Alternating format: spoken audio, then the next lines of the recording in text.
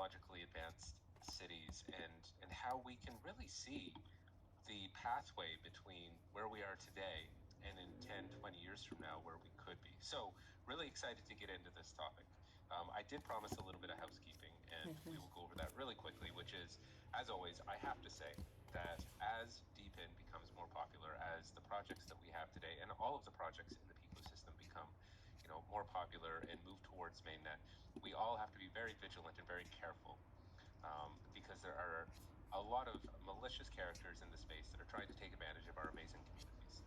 So please, please, please, always verify any link that you click. Always make sure that when you are checking into these DeepIns or 2Peak, that you are using the official channels. And you can always find the official channels by going to our website or any of the websites from the projects we have today. And we will be, of course, going over all that, making sure everybody gets an opportunity to shout out all of their socials and all their websites a little bit later. The only other piece of housekeeping is, I think this could be a really good platform for interactive conversation. So if you have any questions, please feel free to drop them into the Twitter thread below that is associated with the space. I'll be watching this. I'll be in my Discord. And if anybody sees any questions in any other of the platforms, shoot them my way and I'll try to get them, because I think this is a good opportunity to actually get to some community questions regarding this topic. But without further ado, I'm going to turn it over to our 7 amazing speakers. And instead of me going over and introducing you and introducing your project like I typically do, let's just go around the board and everybody take a couple of minutes to introduce yourself, introduce your project. And then we're going to dive in with the first topic. So yeah, there's like 3 people in the audience. That's nice. Because I know with 7 of us, this could get a little confusing. I'm just going to go in the order that I see on my phone here. So Ex Machina, Mauricio, I know you're there. You can start us off. Awesome. Sounds good. Thanks again for hosting, James. Always a pleasure to be here with you and having these great spaces hosted by the legendary voice. So at Ex Machina, our mission is to Can you guys hear me all right? First of all, I just want to make... Absolutely. Loud and clear. Okay, awesome. So our mission at Ex Machina is to redefine passive income in the digital age by tokenizing the revenue from autonomous robots or machines, fleets of machines. We empower individuals to earn from the very automation that's threatening traditional job security and income stability over the coming years. The decentralized protocol obviously leverages the Peak blockchain to tokenize revenue-generating autonomous machines, like I mentioned, and basically democratizing access to investment opportunities in these automated businesses. We think this vertical is going to be growing exponentially over the coming years, and by converting the revenue streams of these systems, such as robo-cafes, vertical farms, autonomous taxi fleets, and so on, into digital tokens, Ex Machina enables investors to earn passive income while providing businesses the liquidity needed to expand. As the sector grows, there'll be more SMEs and startups coming up in the space, and everybody will have access. This transformation also turns these customers into aligned stakeholders and supercharges the scalability and impact of these robotic businesses. So we're creating a transparent and efficient ecosystem, enabling both investors and businesses to thrive in the emerging automated economy without ever being a custodian, and basically a peer-to-peer platform for these token investors and operators to interact in. Awesome, thank you for that. Ex Machina tokenization, it's exciting, and we'll talk a little bit more about how that can play into the future that we see in a little bit. But next on my screen, I have Dominic from Charge. Thank you very much for the kind introduction, and also saying what Mauricio said. Thanks a lot for hosting that and for giving us that kind of stage here. My name is Dominic. I'm the CEO and co-founder of ChargeSpot XYZ. We are basically building a decentralized charging infrastructure for electric vehicles.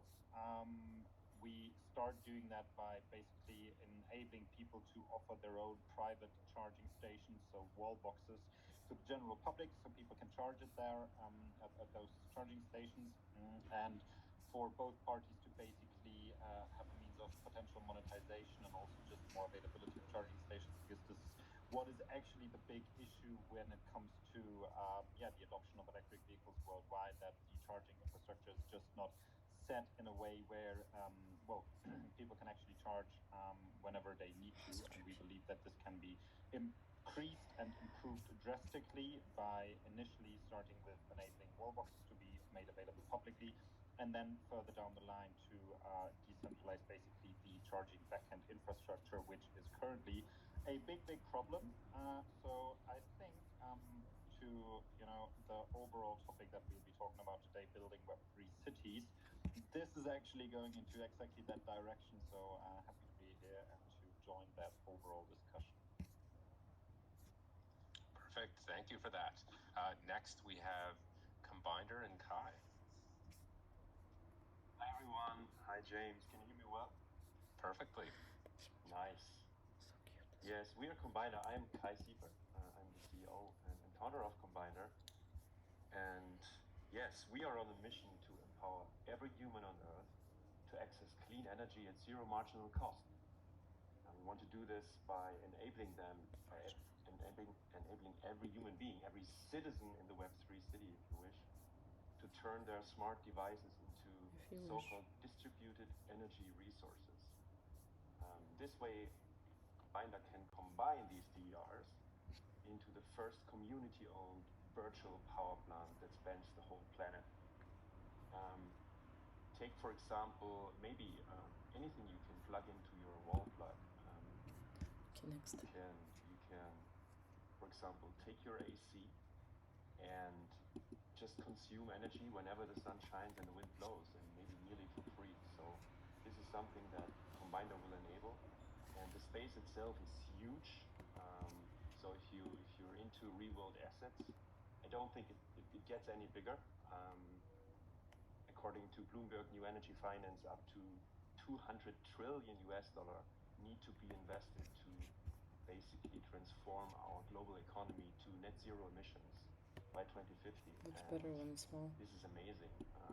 Until today, it was very hard for the end consumer, for the average Joe to get a piece of this cake. And actually, so we are here to change this together with you as part of a fantastic DeepIn and with all the other partners here on the call.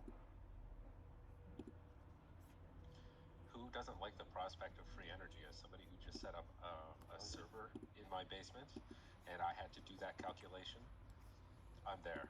And maybe I was thinking, because the server takes up so much energy, maybe I can, use it as a charging station, and get it into the Charge XYZ platform as well. But you guys know me, I'm a DeepIn maxi, so it's a good heater too. I think. Already it is. Cool, thank you for that. Moving right along, and Frank, I don't know if I'm going to go with SkyX. Correct me if I'm wrong, because I think this is the first time that you've been on one of our spaces. Welcome. Yeah. Thank you, James. Hi everyone. This is Frank, and I'm the co-founder of SkyX. Sorry for the sleepy voice, because it's quite late in Asia. So SkyX is actually position ourselves as studying for weather, right? We are an AI-centric intelligent weather data network. So our aim is to build a global weather data network for commercial use. So basically, we offer a range of weather stations, including portable weather sensor and professional weather stations.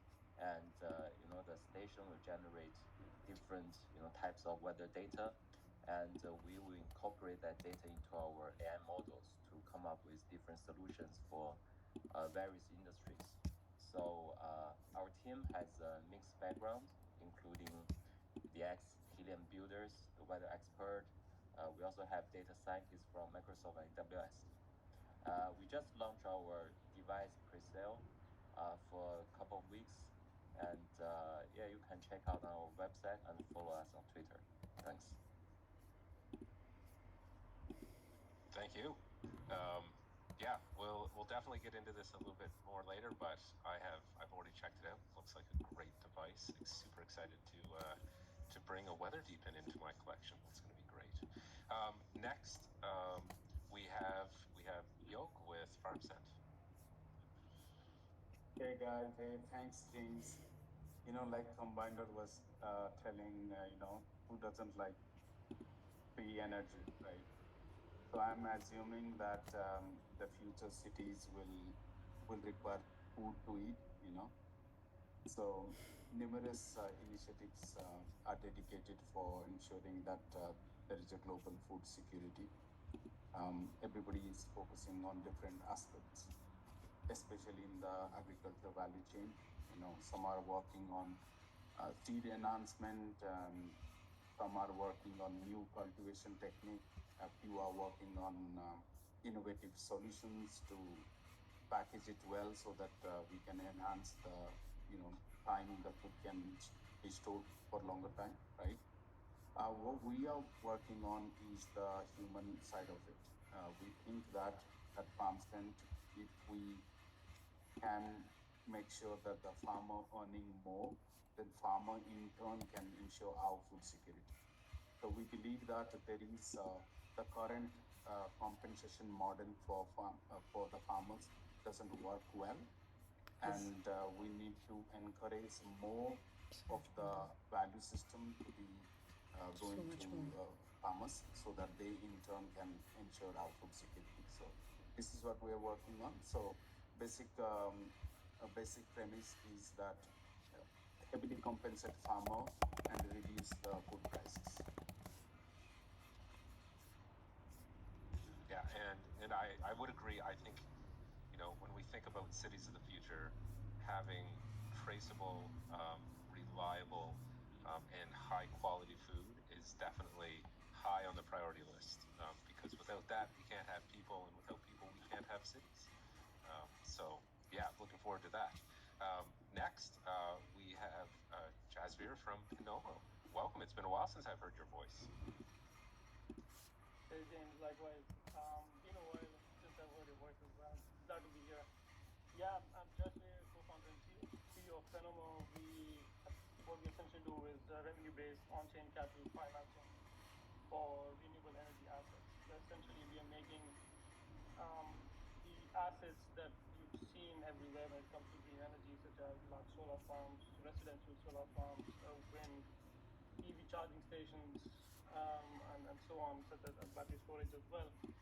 We turn them into these real-world assets into liquid and globally tradable assets for private capital markets through tokenization. Essentially, the problem we are solving here is the financing of these large assets today, which run our societies, are dominated by banks and TradFi lenders, who are extremely slow and very costly, and are pretty much hated by every developer and operator you might talk to.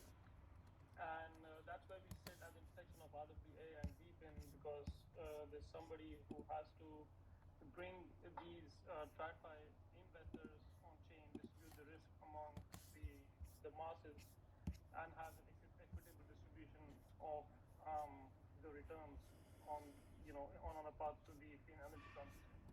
And in that process, what we also enable is not just access to financial returns for the masses, but also access to energy through our tokens. That's essentially where we sit at, and this is how we can dive more into the use case for Deepin City by 2030 and so on, but that's essentially what we do. Yeah, I think one thing that we often don't consider when we are thinking about the future is how are we going to finance that future? How are we going to, make sure that there is finance is available to the companies that want to build these cities and that want to be a part of that, but also, taking advantage of the Deepin model, where now we don't have to rely on these centralized institutions to provide that financing, but we do have opportunities to source that financing from users like you and I and everybody else in the audience. So it's exciting because it shows us a future where not only can we help contribute at a ground level to the economy, but also where we as individuals benefit from the returns on those investments. So yeah, I think Exactly. And if I may add a sentence here, is the rapid adoption of AI and race towards general AI and space exploration and whatnot just exponentially multiplies the energy demand that is already high. And there's somebody out there who has to be building the assets that power the societies, and that's not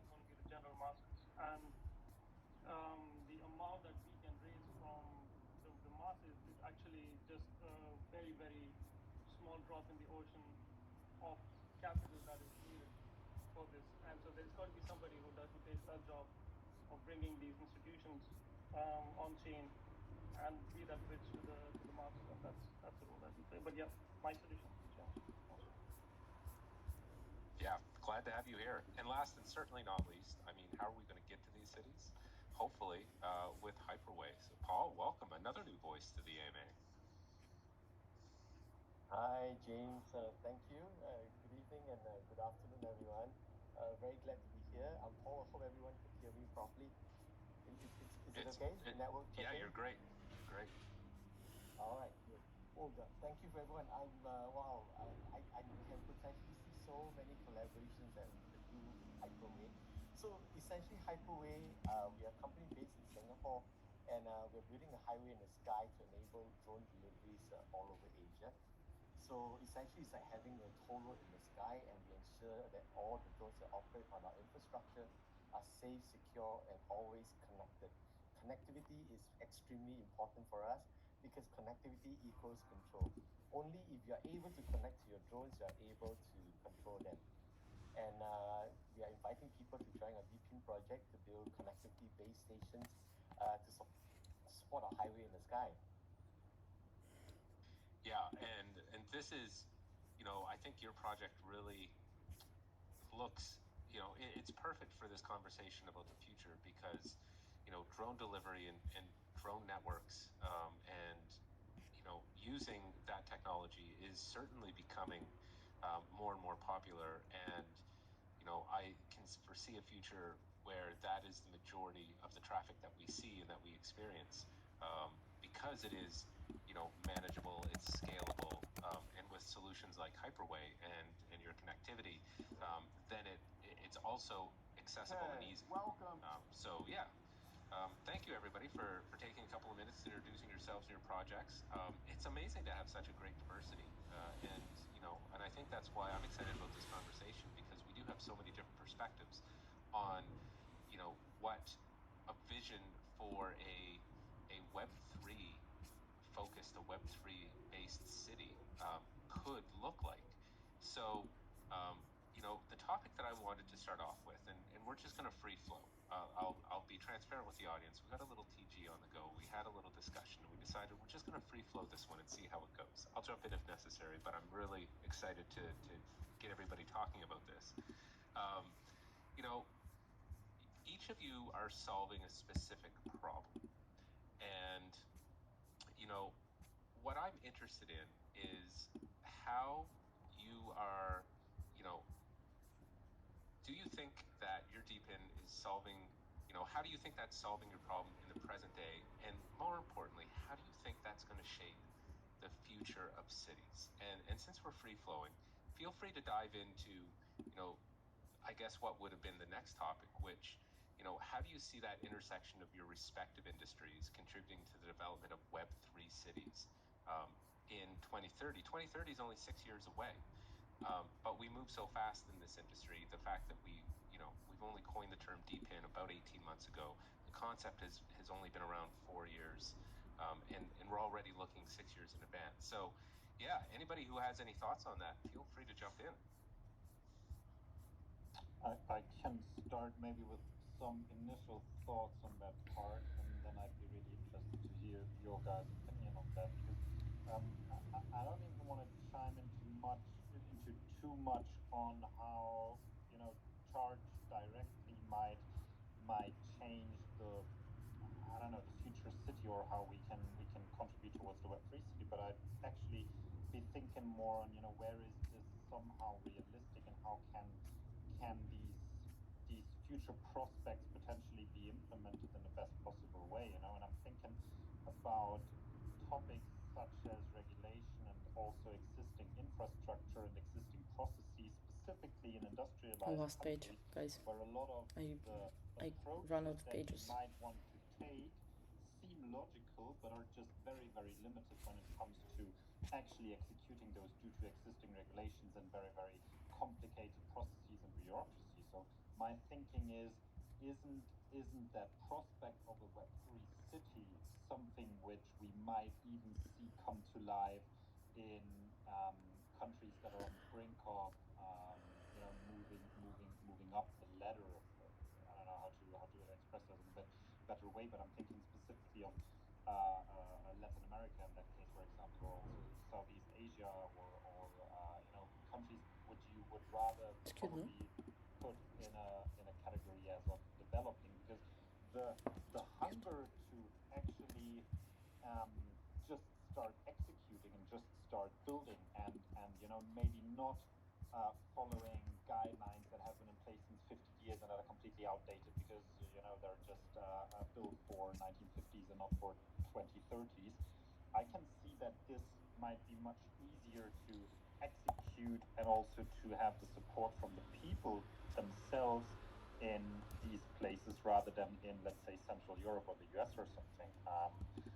And this can be a great, I don't want to say test bed because that might give the wrong impression, but I think that bits and pieces that we can execute in these cities that are just growing vastly and growing strongly can then be implemented once they are more mature, maybe in let's say more industrialized countries. I don't know. That's what I had to immediately think of when you mentioned it. I don't know if anybody wants to chime in on that part. Yeah, this is Frank. So, yeah, I totally agree. Probably I'll share with you some of my thoughts on this. I think I start with why I feel so excited about Deepin, because actually our team has been in the weather industry for 7-8 years, and we came across the Deepin concept last year, and it excited me because the Deepin it can connect to the real world, right? So it actually can bridge the gap between the Web3 and Web2, and we expect to actually attract a lot of traditional users and customers into our the whole Deepin business model. But still in 2024, right, in terms of the weather industry, we have a lot of traditional challenges, like so far in the world, many areas on earth have no